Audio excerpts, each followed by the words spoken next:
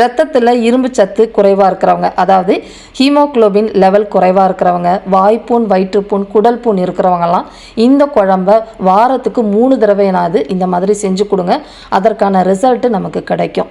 அதாவது நம்ம இன்றைக்கி பார்க்க போகிறது எங்கள் வீட்டு மெத்தடில் முருங்கைக்கீரை தண்ணி குழம்பு எப்படி செய்யலாங்கிறத பார்க்கலாம். இதை நல்லா சுட சுட சாதத்தில் போட்டு சாப்பிட்றதுக்கும் சரி, தோசையில் ஊற்றி சாப்பிட்றதுக்கும் அட்டகாசமாக இருக்கும். கட்டாயமாக ட்ரை பண்ணி பாருங்கள். Hello friends, welcome to Gomathi's kitchen. இப்போ இன்றைக்கி இந்த குழம்பு செய்கிறதுக்கு பாசிப்பருப்பு வேக வச்சுக்க போகிறோங்க. இந்த குழம்புக்கு முக்கியமாக பாசிப்பருப்பு தான் சேர்க்கணும், துவரம் பருப்பு சேர்க்கக்கூடாது. அதுவும் அதிகமாக சேர்க்கக்கூடாதுங்க. ஒரு கைப்பிடி. நம்ம இன்றைக்கி செய்ய போகிறது 5 பேருக்கு செய்ய போகிறதுக்கே 1/4 கப்பு தான் பருப்பு எடுத்துருக்கிறேன். நல்லா 2-3 தடவை கழுவிட்டு மெஷரிங் கப்பில் 1 கப்பு தண்ணி ஊற்றிருக்கிறேன். இதிலையே கொஞ்சமாக மஞ்சள் பொடி, ஒரே ஒரு பல் பூண்டு மட்டும் சேர்த்துக்கோங்க. இப்போ இது எல்லாத்தையுமே நல்லா கலந்து கொடுத்துட்டு இதை வேக வச்சுக்கலாம். பருப்பு வேக வைக்கிறதுன்னு பார்த்திங்கன்னா ஒரு 3 விசில் மட்டும் வேக வச்சுக்கோங்க. பருப்பை பொறுத்த வரைக்கும் ரொம்ப குழஞ்சு வேகக்கூடாது, லைட்டாக மலர்ந்து வெந்திருக்கணும். அந்த அளவுக்கு மட்டும் வேக வச்சுக்கோங்க. 2 இல்லாட்டி 3 விசில் வச்சா போதும். இப்போ நான் 3 விசில் மீடியம் ஃப்ளேமில் வச்சுருந்தேன். ப்ரெஷர் ரிலீஸ் ஆகிடுச்சு.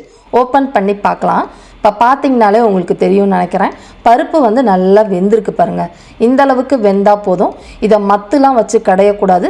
லைட்டாக கரண்டிலேயே ஒன்றும் பதியமாக மசிச்சு வச்சு எடுத்து வச்சுக்கோங்க. கோமதிஸ் கிச்சனை சப்ஸ்கிரைப் பண்ணாதவங்க சப்ஸ்கிரைப் பட்டனை ப்ரெஸ் பண்ணிக்கோங்க. உடனுக்குடனே அப்டேட் வேணும் அப்படின்னா பக்கத்தில் இருக்க பெல் பட்டனில் ஆல்ங்கிற ஆப்ஷனை மறக்காமல் ப்ரெஸ் பண்ணி வச்சுக்கோங்க. இப்போ குழம்பு செய்ய ஆரம்பிச்சிடலாங்க. அதுக்கு ஒரு சட்டியில் ஒரு 1.5 டீஸ்பூன் எண்ணெய் சேர்த்துக்கோங்க.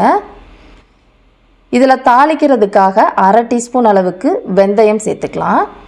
நான் எண்ணெய் காயறதுக்கு முன்னாடியே சேர்த்துட்டேங்க. நீங்கள் எண்ணெய் காஞ்சதுக்கப்புறம் சேர்த்துக்கோங்க. 1 டீஸ்பூன் கடுகும் போட்டு பொரிய விடலாம். இப்போ போட்டிருக்கிற கடுகு வெந்தயம் நல்லா பொரிஞ்சதுக்கப்புறமா 3-4 காஞ்ச மிளகாலேருந்து விதையை எடுத்துட்டு மிளகாயை மட்டும் சேர்த்துக்கோங்க. விதையோடு போட்டோம்னா காரமாக இருக்கும். ஸோ காரம் கம்மியாக இருக்கணுங்கிறதுக்காக நான் மிளகாயிலேருந்து விதையை எடுத்துட்டேன். அது நல்லா செவக்கணுங்க. அது செவந்ததுக்கப்புறமா ஒரு 15-20 சின்ன வெங்காயம் சேர்த்துக்கோங்க. இந்த குழம்புக்கு சின்ன வெங்காயம் தான் சேர்க்கணும். அப்போ தான் சுவையும் அதிகம், பலனும் நமக்கு கிடைக்கும். கூடவே 5 பல் பூண்டு சேர்த்து நல்லா வதக்கி விடுங்க. பூண்டை மட்டும் நல்லா நறுக்கிட்டு சேர்த்துக்கோங்க, முழுசாக சேர்க்க வேண்டாம். இப்போ போட்டிருக்க வெங்காயம் பாதி வெந்ததுக்கப்புறமா ஒரு தக்காளி சின்ன சைஸில் போட்டு இதையும் வதக்கிக்கலாம். இப்போ தக்காளி வெந்துக்கிட்டு இருக்கப்பே இந்த குழம்புக்கு தேவையான அளவு உப்பு 3/4 டீஸ்பூன் டேபிள் சால்ட்டு சேர்த்துக்கிறேங்க. பிறகு டேஸ்ட் பண்ணிவிட்டு நம்ம எவ்வளோ வேணுமோ சேர்த்துக்கலாம். இப்போ போட்டிருக்கிற வெங்காயம் தக்காளி வெந்தால் போதும். இப்போ இதில் இந்த குழம்புக்கு முக்கியமாக நம்ம சேர்க்க போகிறது அரிசி கழுவின தண்ணி. அதாவது நம்ம சாப்பாட்டு அரிசியை 3 தடவை கழனி எடுத்து கீழே ஊற்றிடுவோம். ஊற வைப்போம் பார்த்திங்களா, வேக வைக்கிறதுக்கு முன்னாடி. அந்த தண்ணியை ஒரு 1/2 லிட்டர் பக்கம் இதில் சேர்த்துக்கோங்க. இதுதான் இந்த குழம்புக்கு நல்லாயிருக்கும். கீரையும் இதில் வேகிறப்ப சுவையும் உங்களுக்கு அதிகம். இப்போ அது கொதிச்சிட்டு இருக்கிறதுக்குள்ளேயே நம்ம பருப்பு வேக வச்சு எடுத்து வச்சுருக்கோங்க பார்த்திங்களா, அதையுமே கரண்டியால் மசிச்சு விட்டு சேர்த்துக்கோங்க. திரும்பவும் சொல்கிறேன், மத்தில் கடையக்கூடாது. நான் ஊற்றிருக்கிற தண்ணி இப்போ சொல்லியிருக்கிற அளவு செஞ்சிங்கன்னா 5 பேர் நீங்கள் தாராளமாக இந்த குழம்பு ஒரு வேளை சாப்பிடலாம். இப்போ இது நல்லா கொதிக்கட்டுங்க. இது கொதிச்சிட்ருக்கப்பே ஒரு தேங்காய் விழுது அரைக்கணும். ஒரு 1.5 மூடி தேங்காய் துருவி சேர்த்துருக்குறேன். மெஷரிங் கப்பில் 1 கப்பு.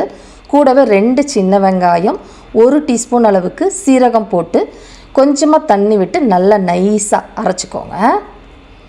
இப்போ பார்த்திங்கன்னா நம்ம பருப்பு போட்டு வெங்காயம் தக்காளி எல்லாம் ஒன்று சேர வெந்து இந்த அளவுக்கு வந்திருக்குது. இந்த சமயத்தில் நம்ம அரைச்சி வச்சுருந்த தேங்காய் விழுதை சேர்த்துக்கலாம். முக்கியமாக தேங்காய் விழுதலையும் பார்த்திங்கன்னா 1/4 கப்பு தான் தண்ணி ஊற்றி சேர்த்துருக்குறேன். இந்த அளவில் செஞ்சிங்கன்னா இந்த குழம்பு ஒரு வேளைக்கு நீங்கள் 5 பேர் தாராளமாக சாப்பிடலாம். இது சேர்த்து கலந்ததுக்கப்புறமா உப்பு செக் பண்ணி பாருங்கள். எனக்கு கொஞ்சம் குறைவாக தாங்க இருக்குது, அதனால் இன்னொரு 1/4 டீஸ்பூனுக்கு சேர்த்துக்கிறேன். காரம் இதில் அதிகமாக சேர்க்கலை. திரும்ப சொல்கிறேன், காரம் வேணும்னா மிளகாயில் நீங்கள் அந்த விதையோடையே சேர்த்துக்கோங்க.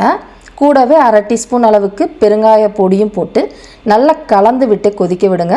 அப்போ அந்த தேங்காய் திரிஞ்சு போகாமல் இருக்கும். இப்போ எல்லாம் சேர்ந்து ஒரு 5 நிமிஷம் கொதி வந்த உடனேயே நம்ம கழுவி எடுத்து வச்சுருக்கிற முருங்கைக்கீரையை சேர்த்துக்கலாங்க. முருங்கைக்கீரை போட்டு ஒரு 5 நிமிஷத்தில் சீக்கிரமாக வேகக்கூடிய கீரை தான். இன்றைக்கி செய்ய போகிற குழம்புக்கு நல்ல ஒரு 2 கைப்பிடி கீரை மட்டும் சேர்த்துக்கோங்க. இளம் கீரை எடுத்துக்கோங்க, நல்லாயிருக்கும். முருங்கைக்கீரை கிடைக்காதவங்க இதே ரெசிப்பிலேயே நம்ம மிளகு கீரைன்னு சொல்லுவாங்க இல்லையா, அதாவது மணத்தக்காளி கீரை, அதையும் போட்டு செய்யலாம், நல்லாயிருக்கும். இப்போ இந்த கீரை போட்டு கலந்தா மாதிரியே ஒரு 5 நிமிஷம் கொதிக்க விடுங்க. இப்போ பார்த்தீங்கன்னா ஒரு 5 நிமிஷம் நல்லா கொதிக்க வச்சுருந்தேன். குழம்பு நல்லா சுண்டி இந்த அளவுக்கு வந்திருக்கு பாருங்கள். சூப்பரான முருங்கைக்கீரை தண்ணி குழம்பு ரெடி ஆகிடுச்சு.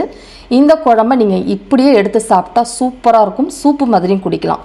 இன்னொரு ஆல்ட்ரேஷன் ரெசிபி என்னன்னு பார்த்தீங்கன்னா, இந்த குழம்பை ஆஃப் பண்ண போகிறதுக்கு முன்னாடி கெட்டியான தேங்காய் பால் ஒரு 1/2 கப்லேருந்து 3/4 கப்பு சேர்த்துக்கிட்டிங்கன்னா இன்னுமே சுவை கூடுதலாக இருக்கும். வேணும்னா நீங்கள் அதையும் சேர்த்து ட்ரை பண்ணி பாருங்கள் ஒரு தடவை. நம்மளோட முருங்கைக்கீரை தண்ணி குழம்ப நல்லா சுட சுட சாதத்துலேயும் பிசைஞ்சு சாப்பிடலாம். தோசையோடு சாப்பிட்றதுக்கும் அட்டகாசமாக இருக்கும். கட்டாயமாக ட்ரை பண்ணி பாருங்கள்.